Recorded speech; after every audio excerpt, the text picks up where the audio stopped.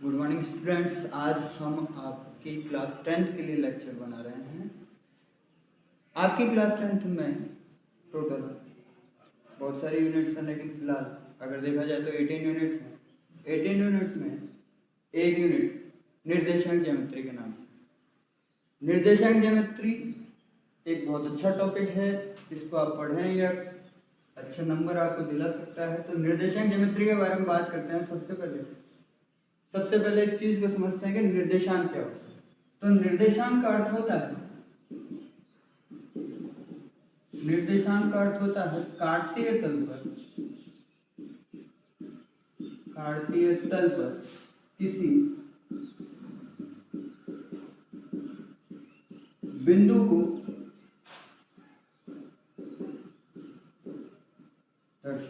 काटतीय तल पर किसी बिंदु को दर्शाना। काटतीय तल को अगर आप इन शॉर्ट में समझेंगे तो आप इसे ग्राफ समझ सकते हैं। ग्राफ, अब जैसे कि आप बेसिक पिछली प्रीवियस क्लासेस में पढ़ के आ चुके हैं कि ग्राफ क्या होता है। तो एक छोटी सी डिटेल ले लेते हैं यहाँ पर कि ये हमारा एक्स एक्सिस है, जिसे हम एक्स अक्ष के नाम से भी जानते हैं, भुज के नाम से भी जानते हैं, और ये हमारा वाई अक्ष। ये हमारे ग्राफ का पैटर्न है। इस ग्राफ के पैटर्न में ये पहला चतुर्थांश कहलाता है, ये दूसरा चतुर्थांश, ये तृतीय चतुर्थांश, तीसरा चतुर्थांश, और ये फोर्थ चतुर्थांश।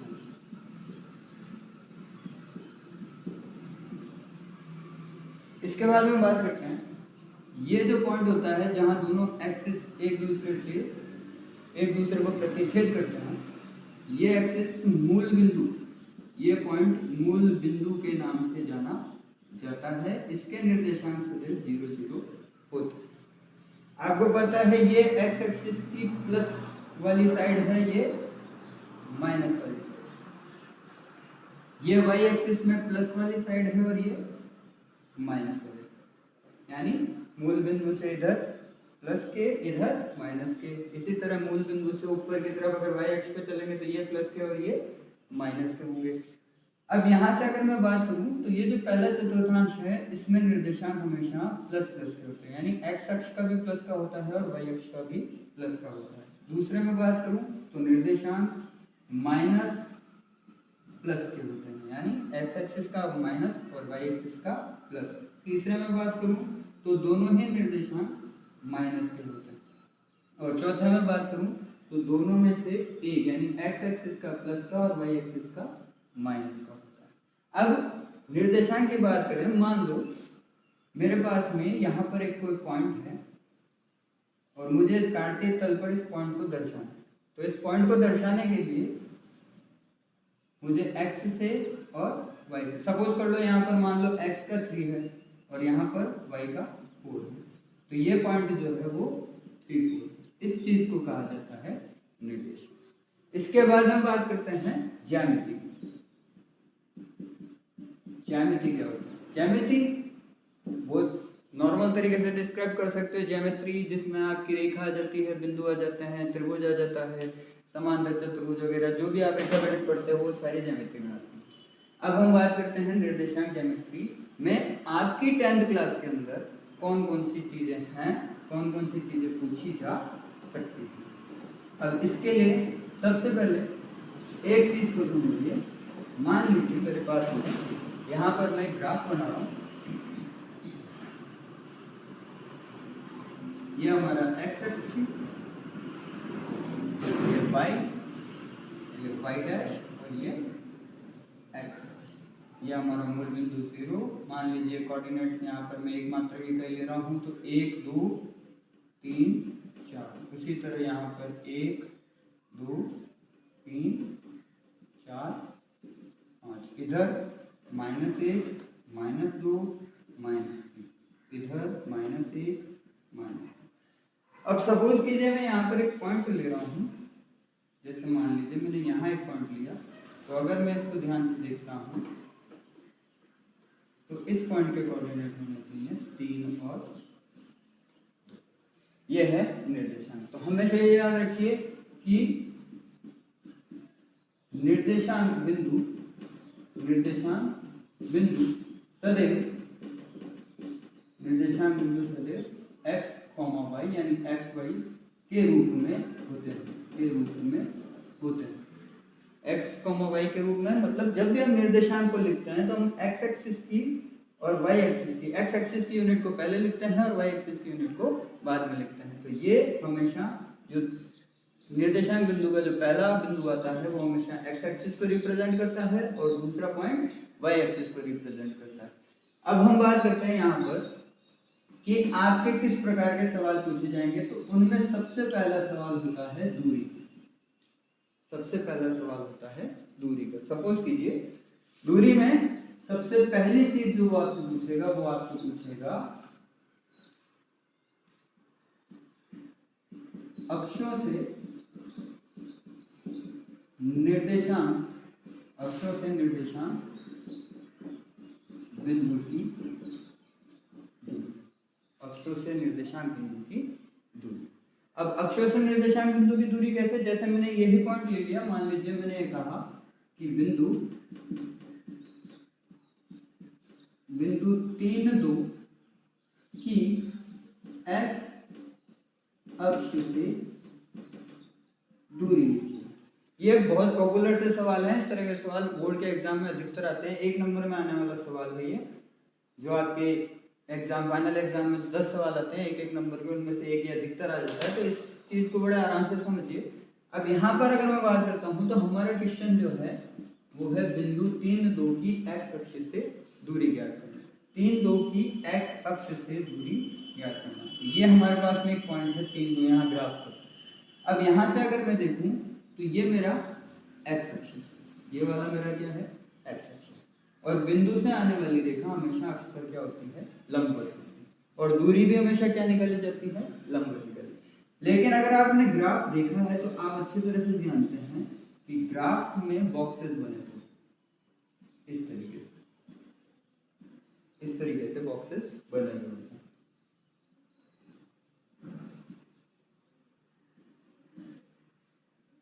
अब हम जिस बिंदु की बात कर रहे हैं वो बिंदु है 3 और मुझे दूरी कहां से चाहिए, x अक्ष से चाहिए।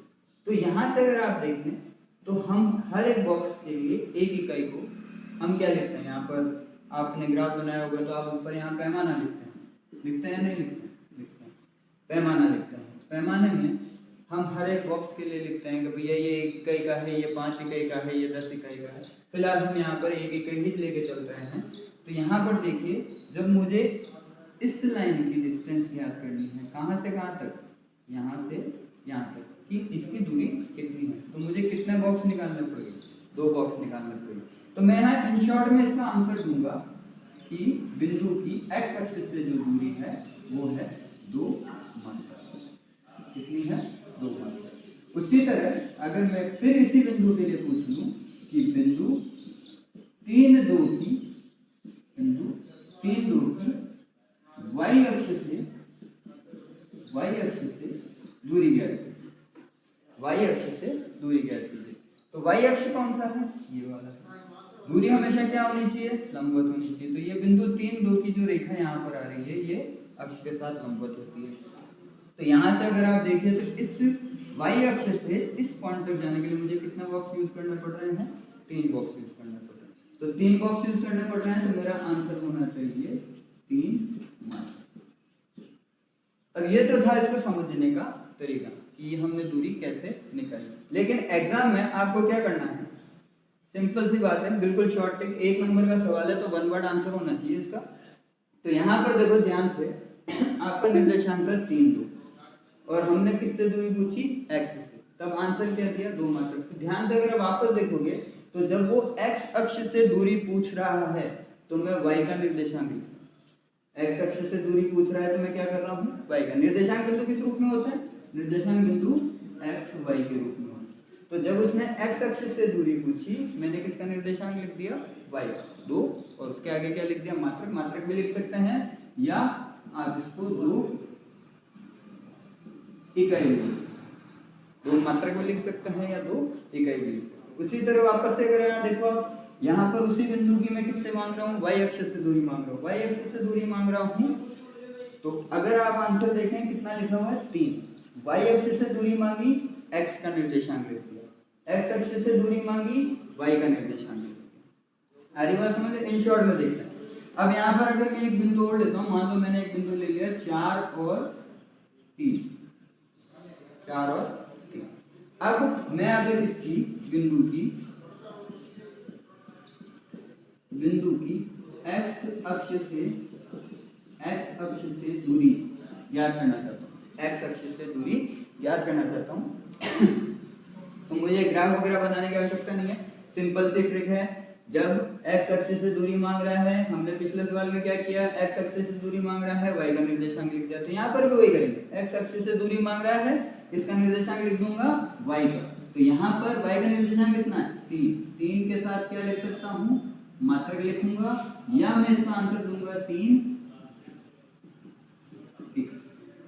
आगे आपको बात समझ में यहाँ तक। अब इसके बाद में वापस अगर मैं इसी बिंदु की बात करूं, मैंने आपको कहा कि बिंदु 4 3 की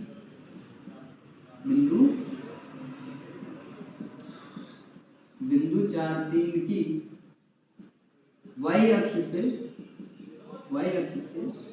दूरी ज्ञात, बिंदु 4 3 की y अक्ष से दूरी ज्ञात कीजिए। तो वो सिंपल सी ट्रिक है हमारे पास में कि अगर x अक्ष से दूरी पूछ रहा है तो हम क्या करते हैं, y का मात्रक लिख देते हैं, और अगर y अक्ष से दूरी पूछ रहा है तो हम क्या करेंगे, x का मात्रक लिख देंगे, यानी कि हम इसे कर लेंगे 4 मात्रक, हम इसका आंसर दे देंगे 4 मात्रक या 4 इकाई, 4 मात्रक या 4 इकाई। आइए आपको यहाँ तक बात समझ में। इन शॉर्ट में वापस से देखते हैं।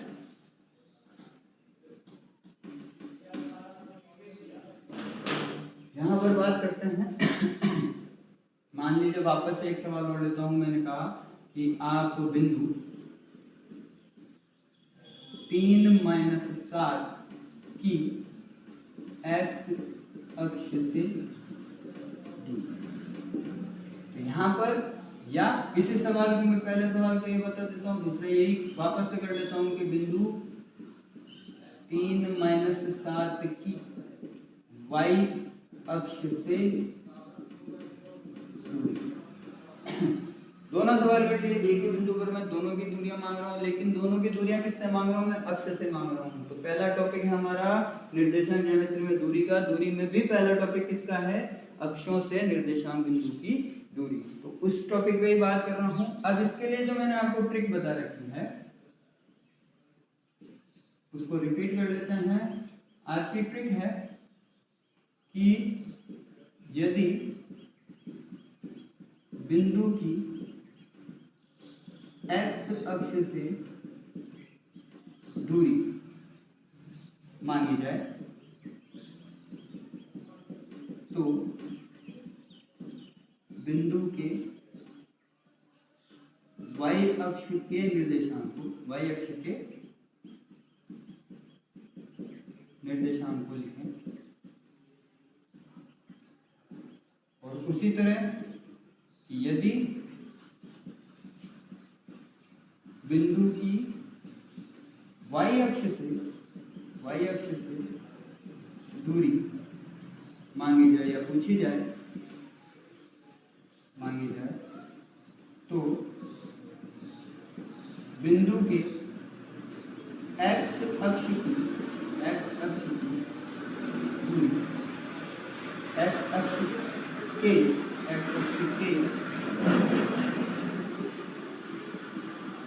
निर्देशांक तो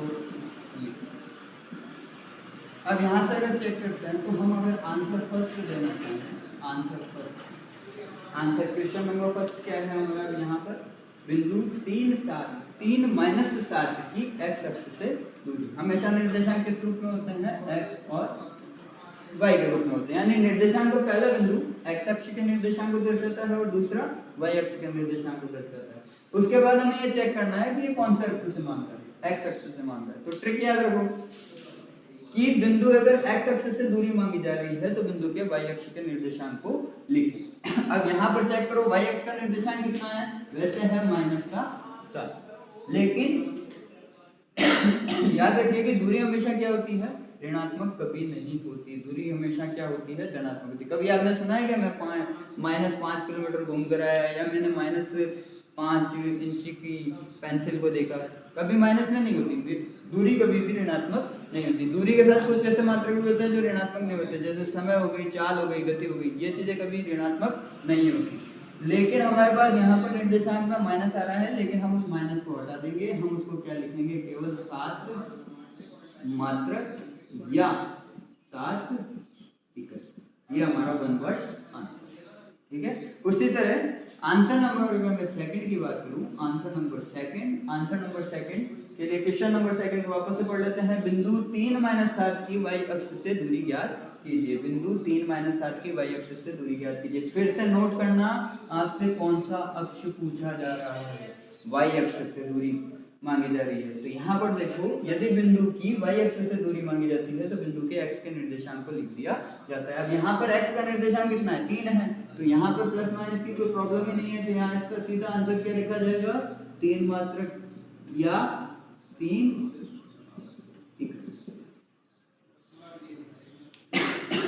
ये आपका 1 नंबर का क्वेश्चन निर्देशांक ज्यामिति के लिए कंप्लीट होता है।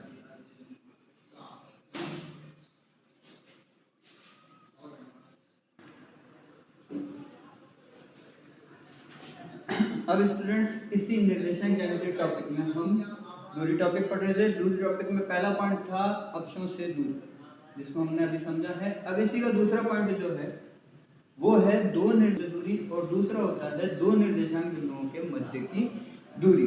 या इसको दूसरे रूप में कहा जाए, दूसरा सवाल जो पूछ सकता है वो आपसे कि दो निर्देशांक बिंदुओं को मिलाने वाली रेखा की लंबाई का मतलब क्या है। सबसे पहले मान लो यहाँ पर मेरे पास एक ग्राफ है, और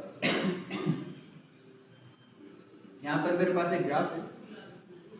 ग्राफ में मेरे पास एक पॉइंट है, यहाँ पर मान लीजिए इस पॉइंट को हमने नाम दिया है x1 और y, यानी x के लिए निर्देशांक है x1, y के लिए निर्देशांक है y, और दूसरा पॉइंट जो है वो है x2 और y2। अब जैसे यहाँ पर दो निर्देशांक बिंदु हैं, पहला x1 y1, दूसरा x2 y2। अब यहाँ पर एक और यहाँ पर दो निर्देशांक, इन दोनों निर्देशांकों के मध्य की दूरी से मतलब है कि अगर हम इन दोनों निर्देशांकों को मिला दें तो यहाँ पर देखो एक लाइन बनती, एक रेखा बनती। इस रेखा की लंबाई कितनी, हमें क्या ज्ञात करना है, इस रेखा की लंबाई कितनी है। इस लंबाई को ज्ञात करने के लिए पर्टिकुलर आपके बुक में तो एक फॉर्मूला है जिसे हम दूरी सूत्र के नाम से जानते हैं। दूरी सूत्र को अगर हमें याद करना है तो हम इस तरह से कर सकते हैं, √x2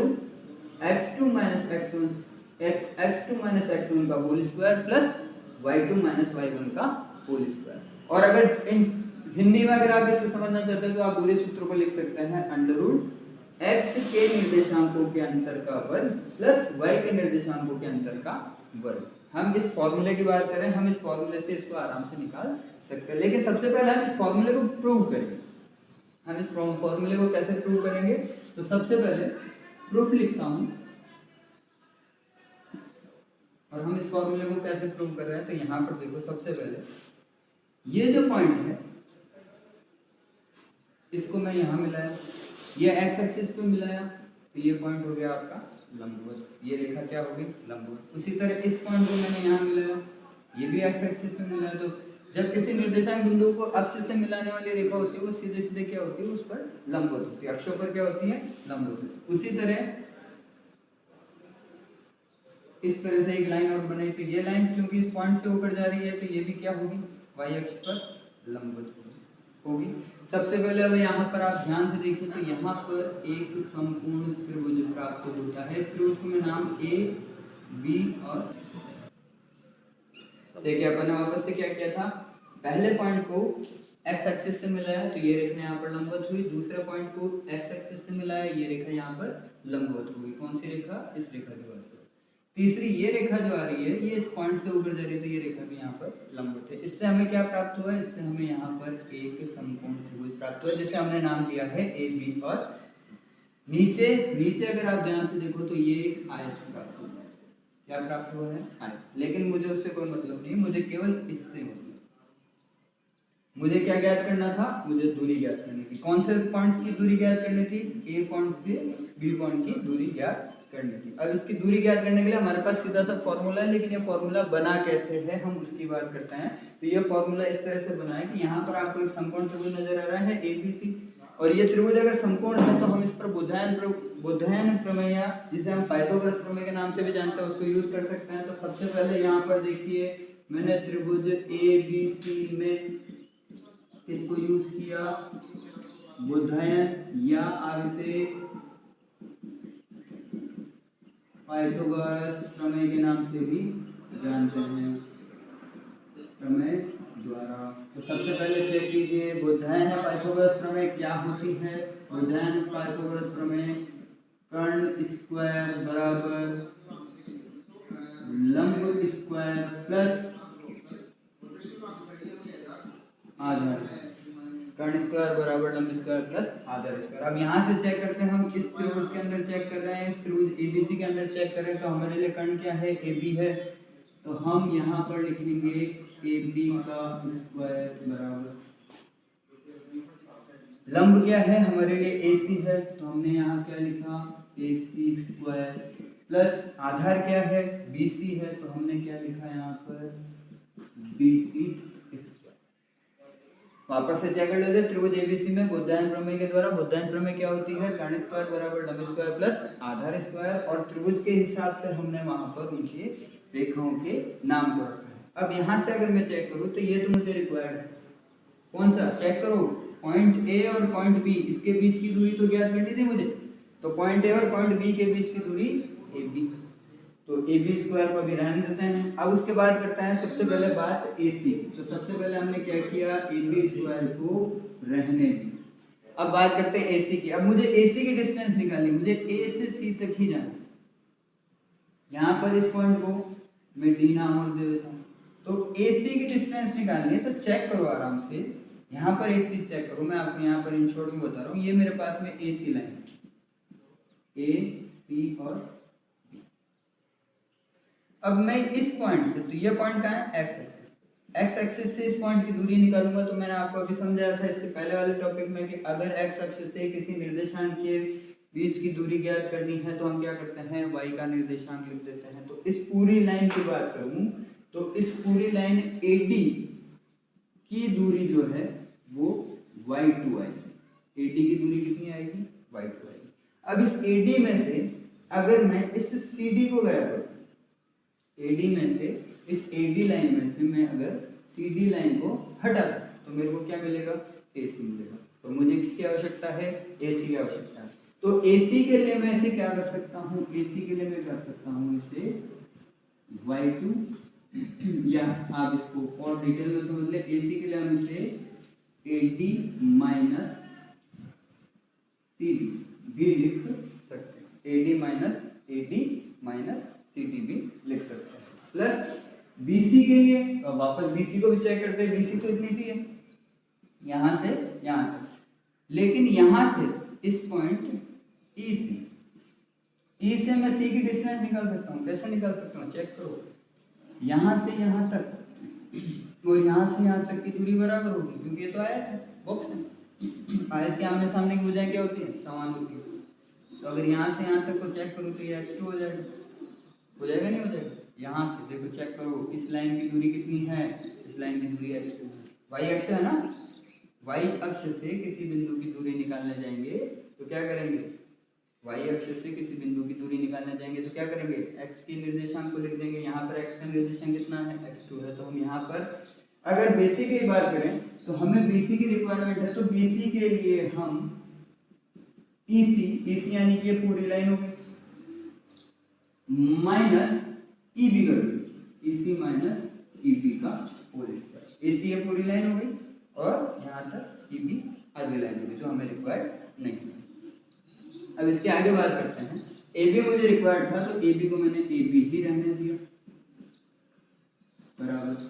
अब AD की बात करता हूं तो AD की डिस्टेंस को वापस से यहां से डायग्राम से चेक करो। AD y अक्ष, x अक्ष, सॉरी ये कौन सा अक्ष है, x अक्ष। x अक्ष से बिंदु की दूरी, x अक्ष से किसी बिंदु की दूरी क्या होती है, उसके y का निर्देशांक होता है। तो AD के लिए मैं क्या लिख सकता हूं, y2 लिख सकता हूं। देखो चेक करो, इसके लिए कितना है निर्देशांक y का, y2। माइनस सी डी, इस पॉइंट की बात करूं तो ये और ये लाइन बराबर है, ये कौन सा एक्स हो गया, ये एक्स अक्ष हो गया, एक्स अक्ष से बिंदु की दूरी उसके वाई का मात्रक, यानी कि मैं सी डी के लिए क्या लिख सकता हूँ, y1 लिख सकता हूँ का होल स्क्वायर। ठीक है साहब, प्लस बात करते हैं EC। तो EC के लिए अभी आपको मैंने समझाया था, EC कौन सा एक्सिस है, y एक्सिस है। y एक्सिस से किसी बिंदु की दूरी निकालनी है, तो यहाँ बिंदु नहीं है मेरे पास, तो क्या करूंगा, इसके समांतर रेखा के पास चला जाऊंगा, ये रहा, ये भी y एक्सिस है और ये बिंदु इसके समांतर रेखा पे चल रहा है, आया था ना। तो यहाँ पर इस अक्ष से इस बिंदु की दूरी x2 हो जाएगी। y अक्ष से अगर मैं निकालने जाऊँ, यहाँ देखो इस पॉइंट को, ये जो पॉइंट है ये पॉइंट x2, 0 के फॉर्मेट में होगा कि नहीं, होगा ना। तो यहाँ पर x का निर्देशांक कितना है, x2 है, y का कितना है, 0 है, लेकिन मुझे किससे दूरी चाहिए, y एक्सिस से, तो y एक्सिस से दूरी लूंगा तो कितनी हो जाएगी, x2 हो जाएगी। तो यहाँ पर ये कितना हो गया, x2 माइनस EB, ये रही EB। तो यहाँ तो मेरे पास सीधा पॉइंट है x1 y1, और कौन से अक्ष से दूरी निकाल रहा हूँ मैं, y एक्सिस से। तो y एक्सिस से जब पॉइंट की दूरी निकालता हूँ क्या लिखूंगा, x का निर्देशांक लिख दूंगा। तो यहाँ पर x का निर्देशांक कितना है, इस पॉइंट पर चेक कर लो, x1 है का होल स्क्वायर। आई बात समझ में आता है। अब क्या करूंगा, मैं इस AB का स्क्वायर रिमूव कर दूंगा, और आपको पता है AB का स्क्वायर रिमूव करने का मतलब क्या हो गया, दोनों पक्षों का वर्गमूल निकालूंगा, दोनों पक्षों का वर्गमूल निकालूंगा। तो यहाँ पर मुझे इसे अंडर रूट मार्क के साथ लिखना पड़ेगा, y2 माइनस y1 का whole square plus x2 minus x1 का होल स्क्वायर। और इसको अब सही फॉर्मेट में लिख दूं, आगे पीछे कर दूं, दोनों प्लस के कोई भी आगे पीछे किया जा सकता है। तो AB equals to under root x2 minus x1 का whole square plus y2 minus y1 का होल स्क्वायर। ये आपका डिस्टेंस फॉर्मूला प्रूव हुआ। अगर इसमें कुछ नहीं भी समझ में आया हो तो बच्चे बाटे डरने की आवश्यकता नहीं है, आप इस फॉर्मूले को याद करो, क्योंकि एग्जाम कभी आपको फॉर्मूले प्रूव नहीं करवाता, एग्जाम आपको क्या करता है, उसके बेसिक जो जनरल चीजें हैं वही पूछता है। तो यहाँ पर अगर मैं चेक करूं, इसके बाद में इसका एक छोटा सा सवाल ले लेता हूँ। मान लो मैं इसी ग्राफ को थोड़ा सा और सही कर देता हूँ।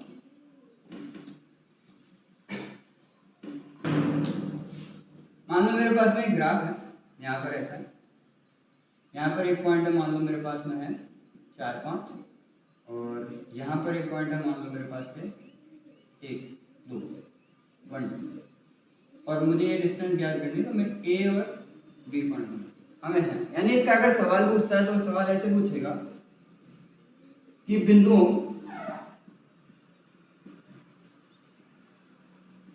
चार, 5 एवं 1, 2 के मध्य की दूरी ज्ञात,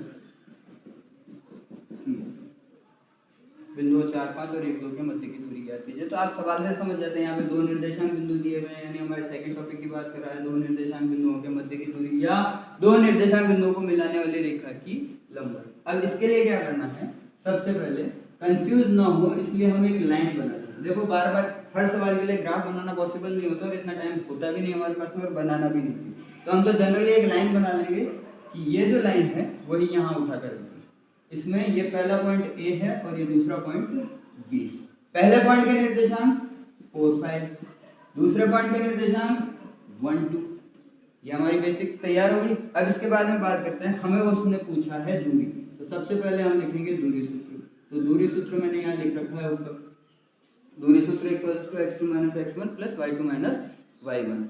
तो दूरी सूत्र यहाँ लिखा हुआ है, ये दूरी सूत्र equals to x2 minus x1 under root x2 minus x1 का whole square plus y2 minus y1 का होल स्क्वायर। लेकिन सबसे बेसिक जो प्रॉब्लम आती है, कई बच्चे ये सोचते हैं सर x2 क्या, x1 क्या, y2 क्या, y1 क्या। तो सिंपल सी बात है, मैं आपको इसको इन शॉर्ट में समझा देता हूँ।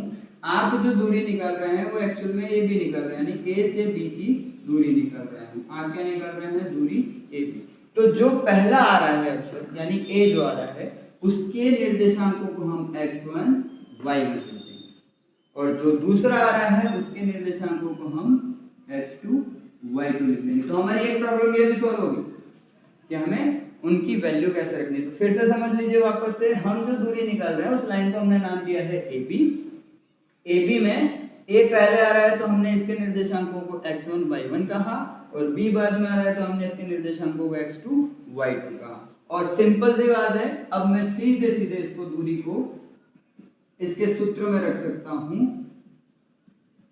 दूरी AB, तो सूत्र ऊपर से फिर से रिपीट करते हैं, x2 माइनस x1। तो यहां से देखो x2 की वैल्यू कितनी है, 1 है, माइनस कहां से आया, फॉर्मूला से आया, चेक करो, माइनस फॉर्मूला से आया। x1 की वैल्यू 4 है का होल स्क्वायर, प्लस y2 की बात करता है, y2 कितना है, 2 है, y2 कितना है, 2 है, चेक कर लो, माइनस कहां से आया, माइनस फॉर्मूले से आया।